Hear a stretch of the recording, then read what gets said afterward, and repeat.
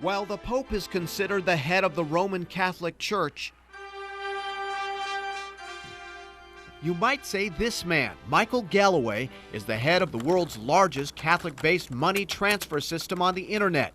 His websites, Catholic Financial Services, Catholic Online, Your Catholic Voice Foundation, and Your Catholic Voice Incorporated are the focus of a major lawsuit by the Kern County District Attorney's Office, alleging years of deceptive or fraudulent business practices. The trail of Michael Galloway brought us here to Northern California to the beach community of Santa Cruz. This is where a Catholic nonprofit group accuses Galloway of creating a financial nightmare. The word Catholic, how important was it to you that Catholic was in the title of this organization? For many of the people, I think they made a not unreasonable assumption that, oh, well, this is an outfit that probably shares our values and is interested and is concerned about Catholic families. Michael Hudson, a retired attorney, and John Corgiet, a medical sales rep, are volunteers for Retrouvaille. Retrouvaille is French for rediscovery. It's a nationwide Catholic in origin nonprofit ministry providing help to couples in troubled marriages. Hudson is the financial coordinator for the Santa Cruz Monterey Retrouvaille. Corgiet, treasurer for Retrouvaille of Northern California, which has 7 chapters, including Santa Cruz and Bakersfield. Catholic Financial Services just has an appeal to it. We thought, well, this would be something that would be a worthwhile thing to do. Although Retrouvaille is no cost to couples, donations are welcomed. That's why the nonprofit looked to Catholic Financial Services, or CFS, for a safe, simple, and secure way to receive or send money online.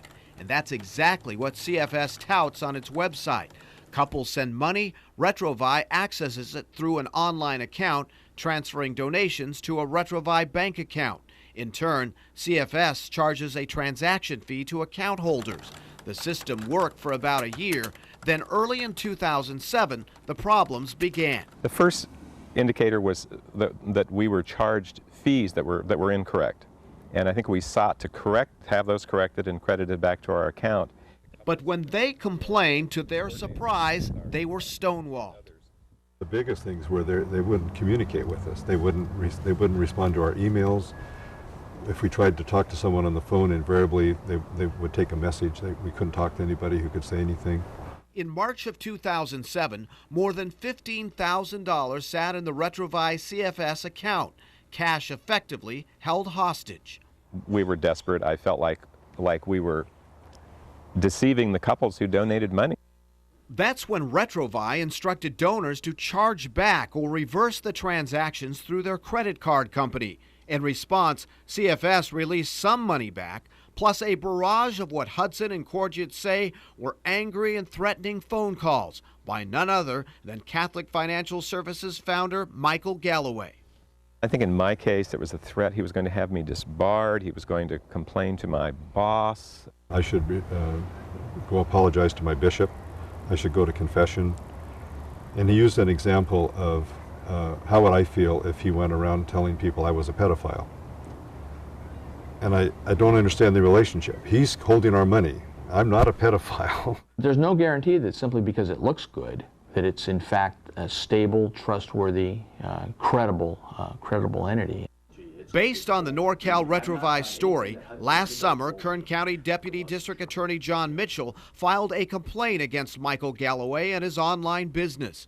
Although no street address is listed on Galloway's websites, this post office box in Bakersfield is. As we talked to additional victims, looked at the facts, found out what had happened and what the circumstances were, we came to realize that it was a significant problem involving a business here located in Kern County, but with a national and in fact international presence, with a number of Catholic-related victims.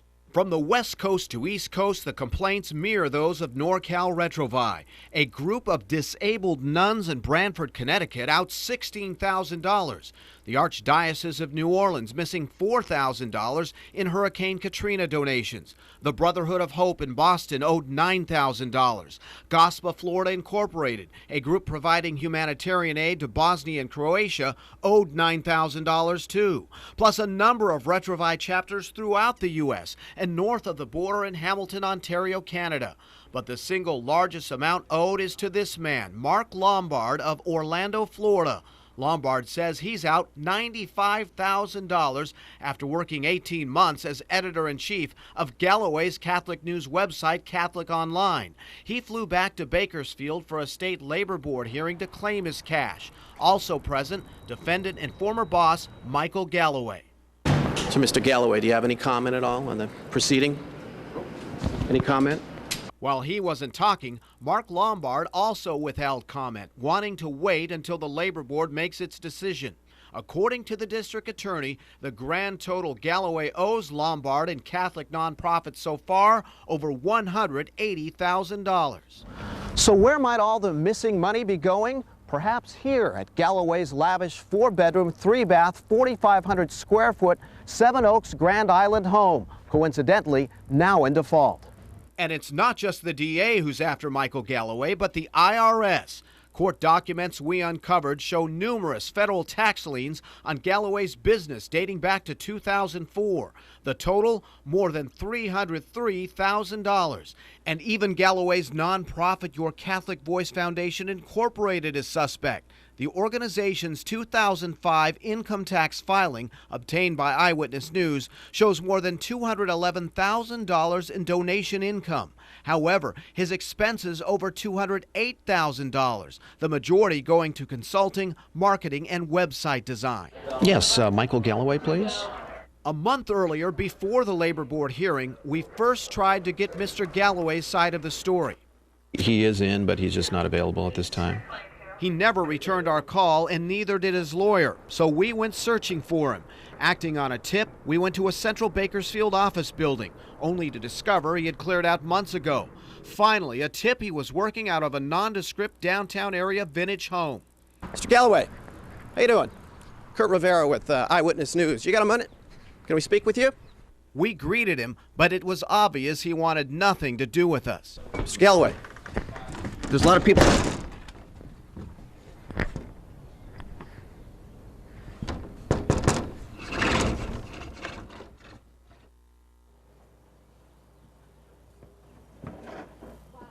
If Michael Galloway was watching right now, what would you tell him?